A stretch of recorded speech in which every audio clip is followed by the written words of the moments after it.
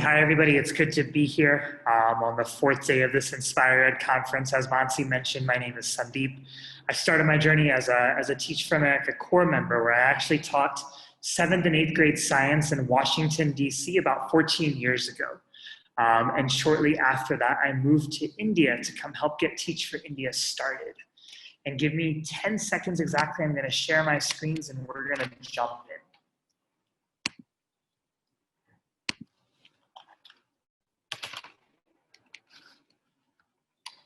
All right, so today I'm going to be sharing with you our 3 biggest learnings on blended instruction at Teach for India. Yeah, our learnings from the close to 1,000 classrooms at Teach for India that are trying to figure out how to make blended learning work. But to help us make sense of that, I actually want us to first hit rewind. And I want us to hit rewind by exactly 230 days. And you see, that is the day that the lockdown was first in India. You see, that on school classrooms across this country, something that could have never been anticipated. And to put this in perspective, I want you to consider the following numbers. Across the world, more than 191 countries have actually shut the doors of their schools.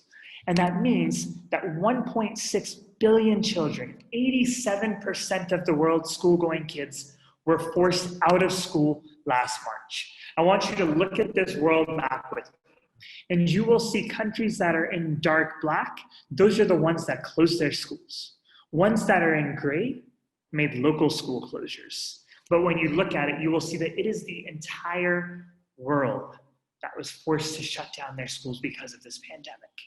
And for a country like India, where 2 decades ago, we still had tens of millions of kids that were not even attending school, that reality, the closures of schools, it has been a nightmare for low-income kids. It has a reality that has the potential to threaten and to erode the decades of progress that we have made as a country. And research in the US, actually, by the consulting firm McKinsey & Company, that backs that up. You see, what that research is telling us is, in fact, that the kids in the United States, especially those who are attending low-income schools and have little access to technology, are likely to lose 1 entire year of instruction. And losing that year of instruction will not only make them go backwards, it will cost them up to 3 to 4% of their life earnings. I want to pause and I want to say that again. 9 months of a pandemic will cost kids 3 to 4% of their life earnings. And that's in the United States. So what do you think that number would be in India? I want to pause for a second. If you are an educator, you are joining with us, I want you to come over to the YouTube chat box. And I want you to ask yourself, what effect did the lockdown have on your classroom, on your school, on your community? If you are a parent and you have a child in school, what effect did the lockdown have on your child's classroom, your child's school? Come over to the YouTube chat box with me. I'm going to give you 1 minute to come on over. Would love to hear from as many people as we can.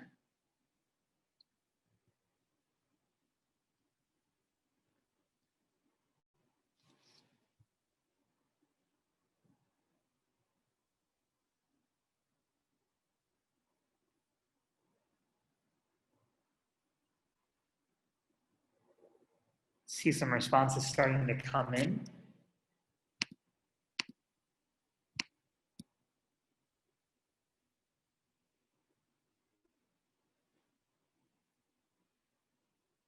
So again, come on over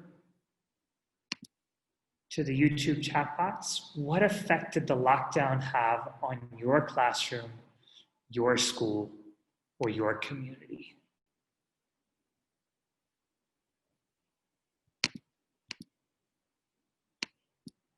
The largest impact on children. Yeah, it affected kids disproportionately. Colleges haven't started.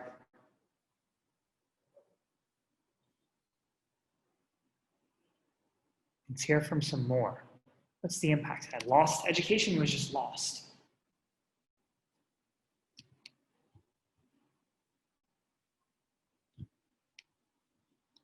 It's devastating to see the number of kids we could reach out to. It's decreased by 50%. Right? So access, right? What we were talking about. We as a country have made decades of progress with access, and it has erased a lot of that thus far. We're missing students. Yeah. Also opened up new avenues for digital learning.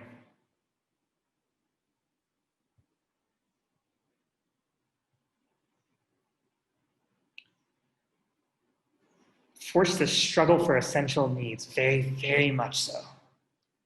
And as the rest of you are continuing to populate that, let's move a little bit ahead. You know, I start with that because it was that very reality, a lot of the stuff that you have just put in the chat box, that opened the door for blended learning. And our teams at Teach for India, well, we came together this April and we asked ourselves one big question.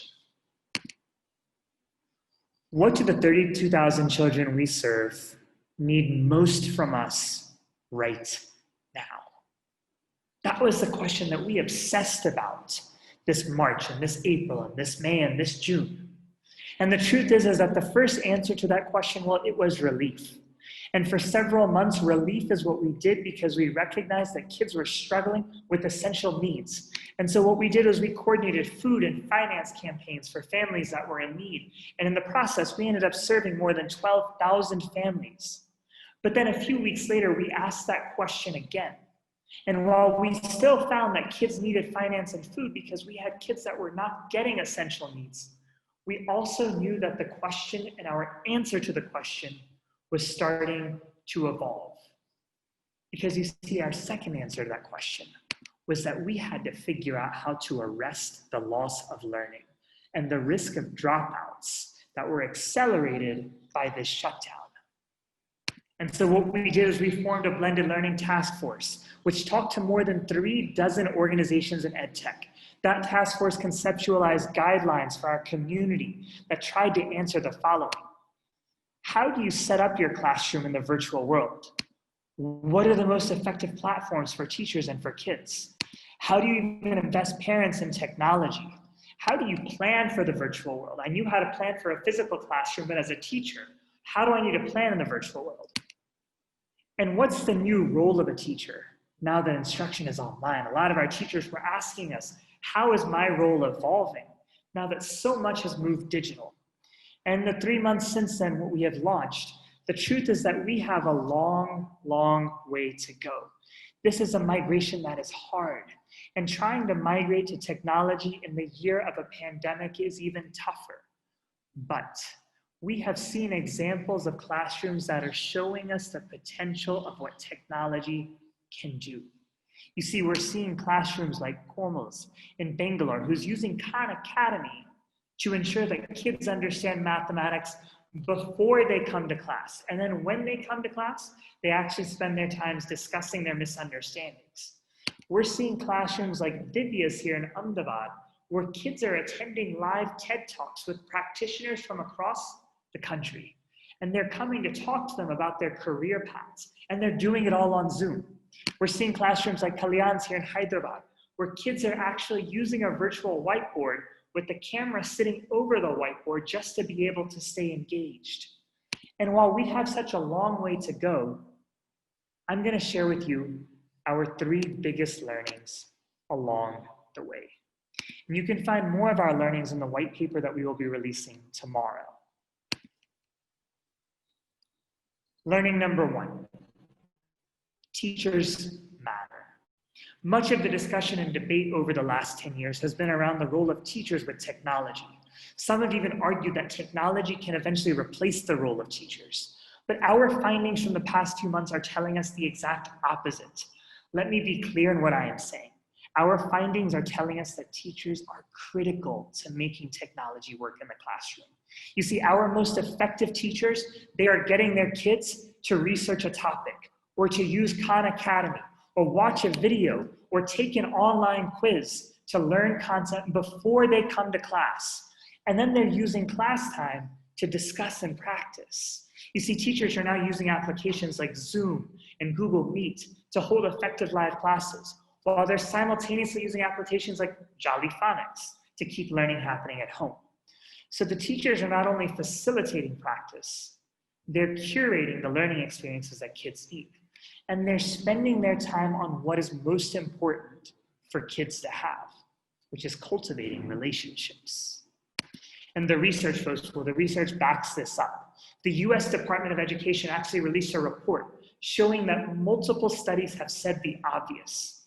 Technology is best used when you have a highly effective teacher. That is learning number one. Teachers matter. Learning number two, technology can enable differentiation. You see, when schools were open, our teachers struggled with class sizes. We often taught in schools where 40, 50, and even 60 kids were in one classroom. And our kids were often at multiple different levels. Differentiating as a result was tedious and it was complex. We're now discovering that technology can play such an important role in that. Kids can now use apps to leverage content on their grade level at home. There are apps like this right here. iDream offers content for every single grade level, and they can now access learning that is personalized instead of teachers having to teach to the average. You see, we're seeing teachers like Priyanka use WhatsApp communities, where volunteers are working with kids that are grouped according to their levels to accelerate learning. And while the research also backs that up.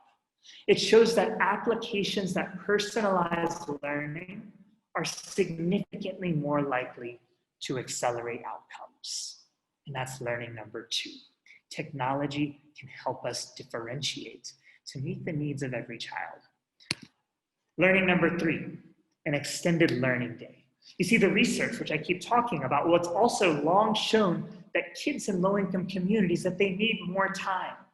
Some research suggests that kids need as much as 8 hours of instruction every single day. But in India, well, when we have physical constraints and schools that run in shifts, our kids are only getting 4 hours in most of our cities.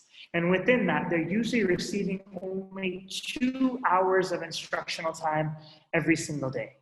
And for what technology is doing, well, it is flipping that equation around. It is enabling us to reimagine the school day. Kids can now learn through live classes with a teacher, but they can also access hours of classes on their own.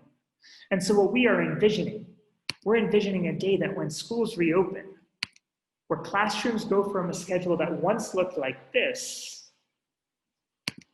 to one that can look like this. Notice the differences. I have one where I'm only getting a little bit of time to one where it's much more holistic. I'm learning on my own and I'm attending live classes. And those folks, well, those are our three big learnings. Number one, teachers matter. Number two, technology can enable differentiation. And number three, well, it offers us an extended learning day. Folks, we have by no means cracked blended learning. So many of our kids are still at risk. They're at the same risks that I presented to you. But we are learning as fast as we know how so that we can eventually get this right. And we believe that embracing technology, well, it is the inevitable. And we believe that we have to do it. And you may ask why? It's because the world is embracing technology and because our kids will need to be digitally literate to succeed in tomorrow's job. So as a part of this conference, we are releasing a white paper with all of you, with all of our learnings compiled. And if you want to take a closer look at that, come on over to the 50 site. By tomorrow, it will be up. And so before we close out, I'd actually love to turn this back over to you. If you are an educator, what has been your experience with blended learning? Come back over to the chat box with me in these last 30 seconds, and I want you to answer this with me.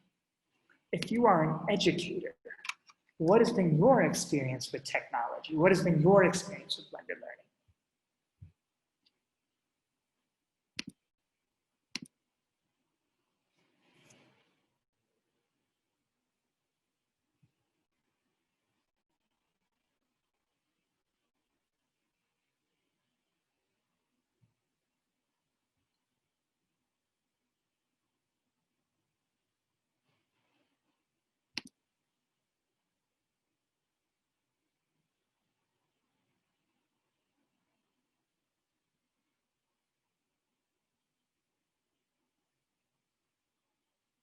come on over to the YouTube chat box. What has been your experience with blended learning?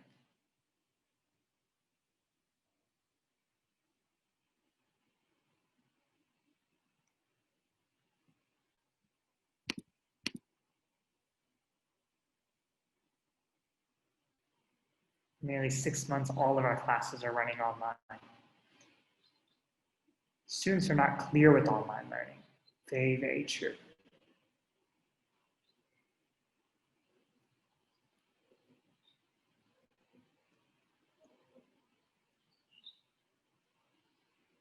Students don't have tech at home. Very, very, very true. Class management's become easier. And the truth is to be able to reap the benefits of what technology can do, we are going to have to climb over these very real hurdles which we at Teach for India are facing all the time. Access to technology, students finding it confusing. And the benefit is what some of you are listing out, more skills being developed, classroom management being easier, students using more technology, digital literacy growing. As more of you continue to put answers in, we're going to close this out. A big thank you to all of you. I hope you enjoy the closing, and I hope you enjoy an exciting day 5 tomorrow. Thank you, everyone.